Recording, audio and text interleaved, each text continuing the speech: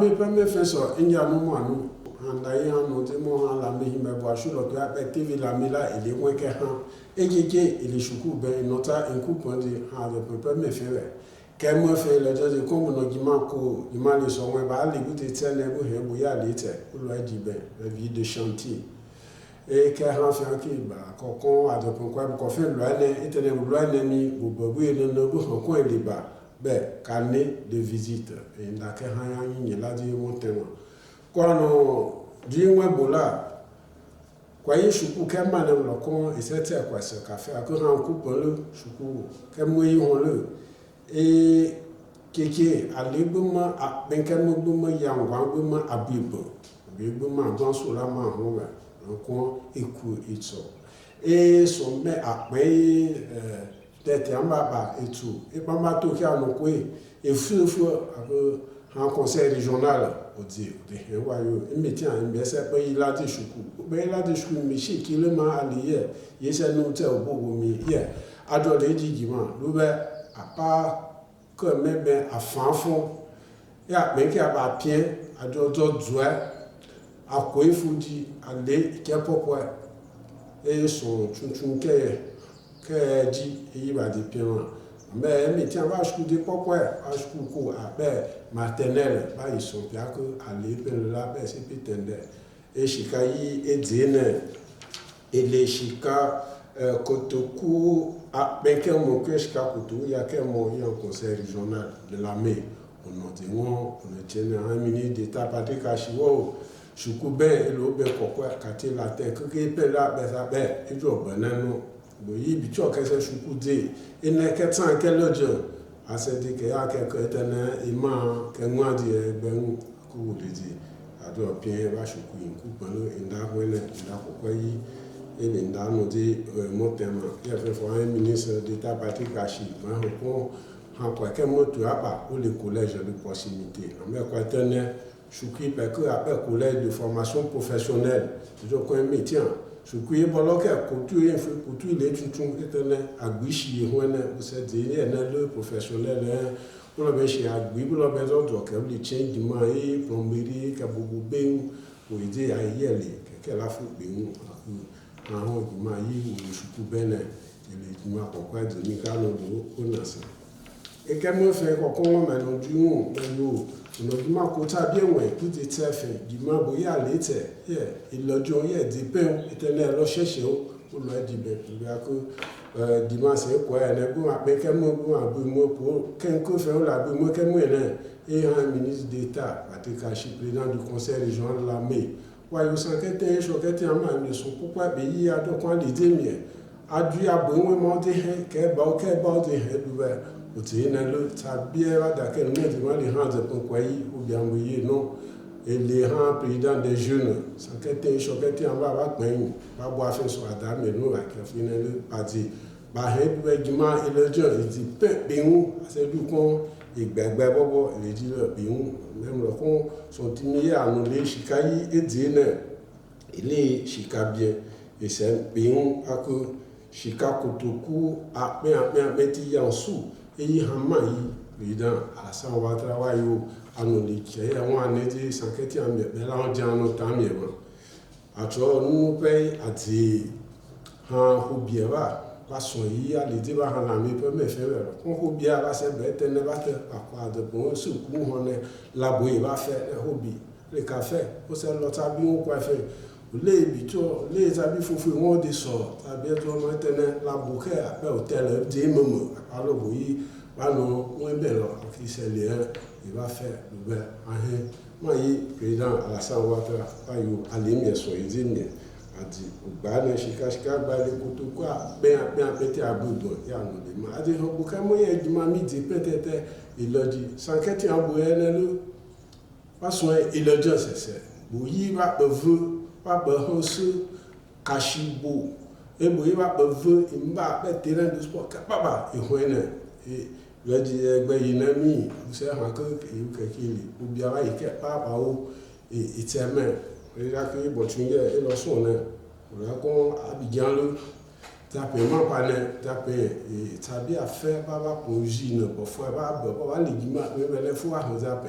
Kashi akunda bo ba mo be efon choki akuba no ta azepo be yi azepo be ba yo azepo bi jama e ho le do he ko to mi na apo lo jo so no be se she be ya bo a 100 km akubu ti abiyan o se te be da be ho ne ale jima mi so data pratique shibo indake un aku ano dita ma te jo kete le se te be il est dit de ça dit le be mu abodu ebo fra bo ba di he ba yo tabo ina ta pe me ilojo egbe ina abobu yi ba no le jima siri be yi akwa ha wa pon so po ya lo be badu kan fubo ibo ma akota pengbegbe gan adi he ma no le jima e bi lo won ya be guichet unique des usines e bene alwe on ba jima le pa mo di akomo he la to la adi mo bo so bo e pays se hoene e shikai agba ngba ko ndi adimo iboso mo le jima bati ba le heke papa ilojo yitan igima di pepe mu e boye jilo yi hoene ma le kon ndube sankete shokete ma ke ya do be nu ise te kwa mu afime ale na apa agba mo le jima ko pe ya le meti apa jima le wọ́n máa kó ilẹ̀ àdúfẹ́ sọ́wọ́ ní kí á di ilé wọn bá bẹ̀lẹ́ àlẹ́ àṣẹ òkùnkùn bá tán ṣíkà wọ́n bá di tó pàpà látọ̀ wá pẹ̀ bá máa ló sáké bá lọ fẹ́ di bá dùwì àdúkẹ́ bá kúkú dé dẹ́n bá tán kúdé lórí àkú èdè dé mìtíàn bàbá kíákíá lọ èlè jí lọ kọ̀kọ́ ẹ̀pẹ̀ mú ìdáyẹ̀ ní àkọ́kọ́ ilé lọ́jọ́ lè kán akọ tv làmì nẹ́dí mọ́tẹ̀ bàtọ̀ wọ̀ nínú kẹ́hàn fẹ́ awadi no na de ponkwa ne adoma na mba fem lo kon ade ponkwa mi sha de ponkwa le sha ko na ben lo la to la pe plan etombu na me alo ade ponkwa alo ewu alo ewu alo ebo na me o fa pe plan directeur c'est dit apoka bembelo akoko ekuta de imbo pokwa ke yi achadi baba e ma ba bishi ke bila c'est dit ama u kwa no busel diamant peta bois busel de extension quand il tient maintenant quand le coco emboba l'été affianfia on to na ma ze ponkwane mbutela ya boya aho tete aho ama ba bi sheke bila elojo ha lanso ngbe a jeje lo ape poto e popo ki anu bo muka ele ape ko ya kebo e ponkwami se mi di ejilo be mu akoblo konkwai se mi se jilo be mu se pende après que on va faire un prédateur aïe comme qu'elle est tout là pour les miens va les soins non dit comment aller bas sommet comment ils vont et ils à nos préfectures de police à n'eba de problème nous et ça nous aller dire escadron de gendarmerie gendarmerie ça fait pas de va et à cette nous à côté bien va c'est là à pas de miens ba à ba sommet à couvrir nous c'est le point à nous faut beaucoup à bobo bolo à nous dire cousson ko le ji lo bi mu ke papa wena lo ko pelo adu ko azepo ile azepo mi yi na ma he azepo e ke han capital ko région lamé et capital ma ke te ba aji ma wo ko pe ke ho pe direction régionale aba e ho han bo ina nu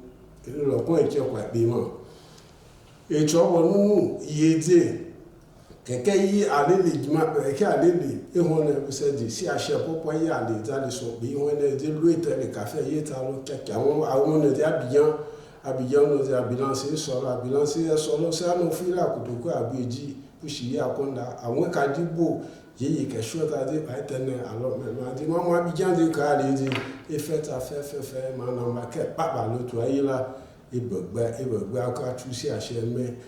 ende yi lo so wa di alala lo fe ile ya ke mu ko ilojo ba isemi kwa ko pale e choye kan ifo ke buon ibo kan ta be na ko fe ju ko mo se kan ba be ke aba so ke mo ko fe e mo ko namba atokun mo ejo lu bu pa jo abuse ti ti ade pon ko isemi ko tabi aba ko ba ko fe lu ene le ke ba se ko Adjopé, joli Adjopé, l'une des belles villes de pourquoi le Dieu y est. Pas les animaux belles, les animaux belles, à comment le dit, Aïssa Kadé, Hama y président la Sambre. Bon, et on m'a dit le frère, un ministre d'État, Patrick Hachi, Wayo, président, Kadjo Kon, à Konda Amiko, Cheb, Boma de Kon, Peme Bakokon, Lame, Peme Ou. Et c'est mis le Dieu, pas que c'est la Abidjan et Nepoutre. Abidjan, akójú kẹ́kẹ́ bí ẹ̀dì tata bí kẹ́hún tí a pẹ́ ìta náà sẹ́yìn ní patika ṣì ní dèta patika ṣì kí kẹsẹ̀ ju asán kẹ́nu máa ṣe díẹ̀ ta kó gbẹ́ta jí lọ́wọ́ sọ̀kú akọ̀dé ta kú akọ̀ ẹ̀gbẹ́ kan láyé iná yànnú ti hàn wẹ́kẹ́ hàn náà hàn ìgbà aṣọ́bù làmì lọ́kùí lábẹ́ tv làmì hàn nù tí mọ̀ kí náà yìí hàn nẹ̀sẹ̀ kùlọ̀tẹ̀ asì mo máa ń di ṣíṣe kí